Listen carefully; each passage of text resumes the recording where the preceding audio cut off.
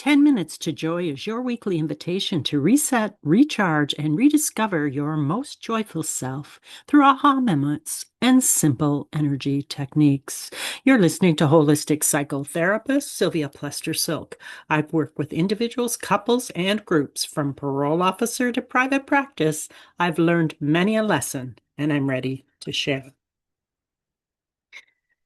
Some time ago, last fall, I think it was, I was doing some research and I came across this quote. There is a sacredness in tears. They are not a mark of weakness, but of power. They speak more eloquently than 10,000 tongues.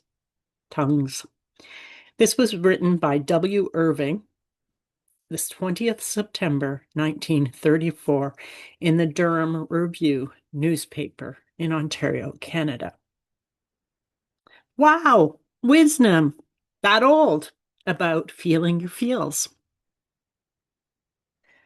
When I'm doing my work and I'm working with people around their patterns and stuck points that aren't working for them, time and time and time again, we go back to a traumatic experience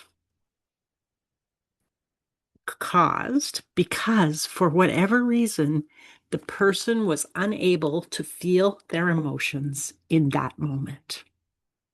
They could neither feel them nor get or not get support for them, and thus they ended up with a trauma. So, if not feeling your feelings creates trauma, guess what feeling your feelings creates? It creates choice. It creates a sense of freedom, especially emotional freedom. Wow. And yet we spend so much time and we get so many messages about don't be too sensitive. Vulnerability really isn't safe. Oh, I got to hold it together and be strong. No. What if these are outdated, unhealthy points of view? Let me tell you, they are. Because what we know about mental health today is that when we allow ourselves to honor ourselves by simply addressing how we're feeling, what is the emotions, how is our body responding to something, and we're able to give ourselves permission, either consciously and or subconsciously, and we need both together, to feel our feelings, we then move forward with things.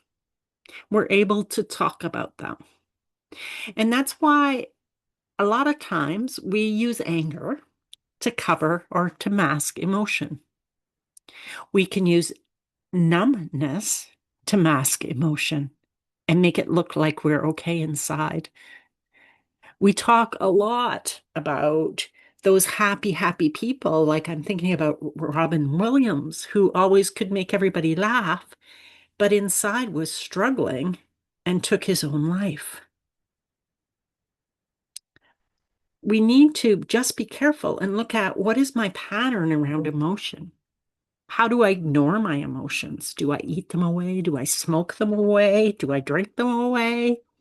Do I gamble them away? Or do I just swallow them and cause myself an emotional indigestion?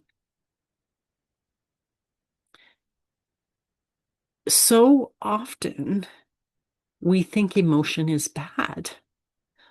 We fear, geez, if I open up and I feel that fear, I'll never put it back. Or if I open up and I feel my grief, I'll never be able to stuff it back down again.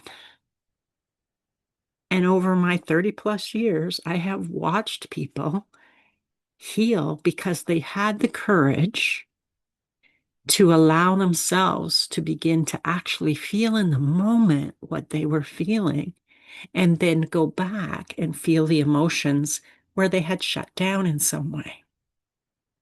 And the emotions will always free you. Oh, maybe with one exception. When I'm doing the emotion attached to a story, which is usually a victim story, and victim stories are, they did this to me. It's not fair because I never get. Okay, and let's be fair. In some situations, some people don't get.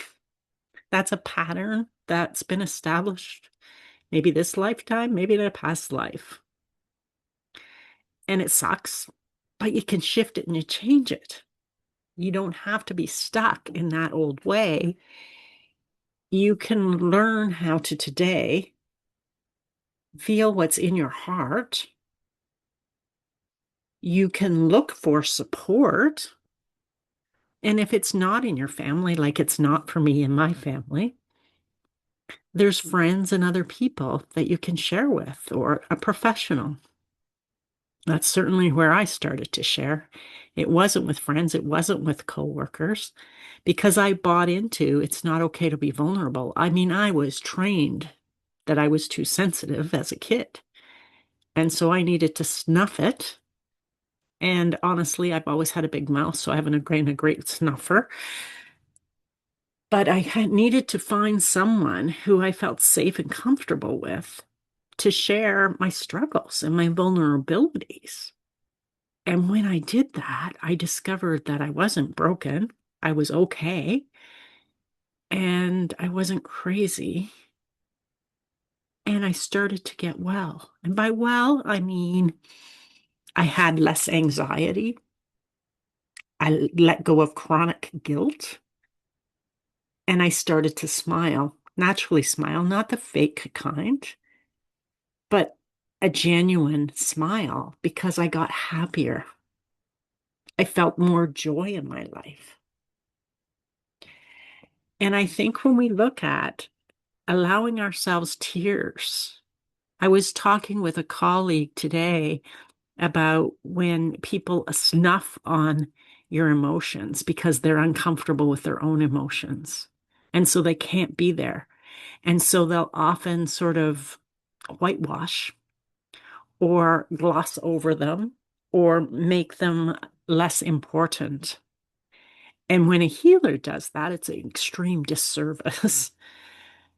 We need to be comfortable with our own emotions as healers and therapists so that we can hold space for you to show up in whatever way you need to show up. And sometimes we have to create that space within in our lives. So it may be that you get a special book and you write your emotions in a book and you get honest with yourself about what's really happening, pardon me, and how you're feeling. And you take the time to allow yourself to feel that feeling and allow it to flow through you while honoring and listening yourself instead of taking the judgment that maybe was placed on it, that tears are weak or feelings are weakness. They're not, they're strengths. I think getting in touch with our feeling is where our power and our empowerment really and truly comes from.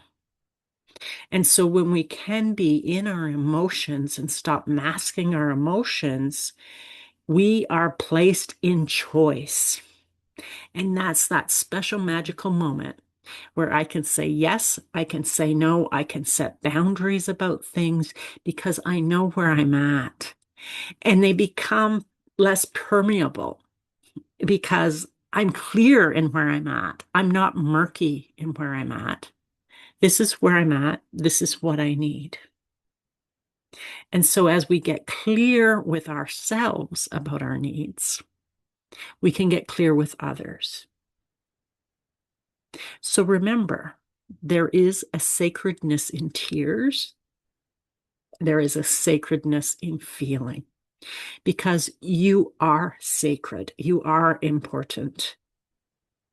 So today I invite you to find a place in your world where you can share what you're really feeling,